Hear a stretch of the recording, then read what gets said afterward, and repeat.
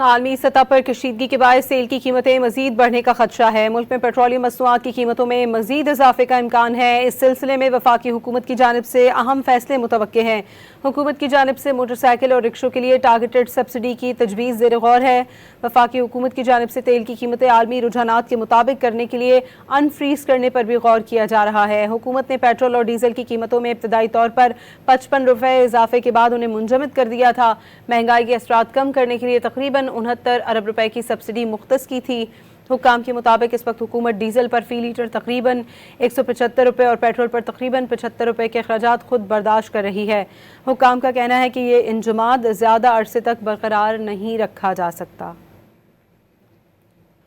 عالمی سطح پر کشیدگی کے باعث تیل کی قیمتیں مزید بڑھنے کا خدشہ ہے۔ ملک میں پیٹرولیم مصنوعات کی قیمتوں میں مزید اضافے کا امکان ہے۔ اس سلسلے میں وفاقی حکومت کی جانب سے اہم فیصلے متوقع ہیں۔ حکومت کی جانب سے موٹر سائیکل اور رکشوں کے لیے ٹارگیٹڈ سبسڈی کی تجویز زیر غور ہے۔ وفاقی حکومت کی جانب سے تیل کی قیمتیں عالمی رجحانات کے مطابق کرنے کے لیے ان فریز کرنے پر بھی غور کیا جا رہا ہے۔ حکومت نے پیٹرول اور ڈیزل کی قیمتوں میں ابتدائی طور پر 55 روپے اضافے کے بعد انہیں منجمد کر دیا تھا۔ مہنگائی کے اثرات کم کرنے کے لیے تقریباً 69 ارب روپے کی سبسڈی مختص کی تھی۔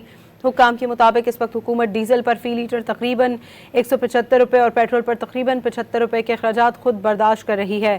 حکام کا کہنا ہے کہ یہ انجماد زیادہ عرصے تک برقرار نہیں رکھا جا سکتا۔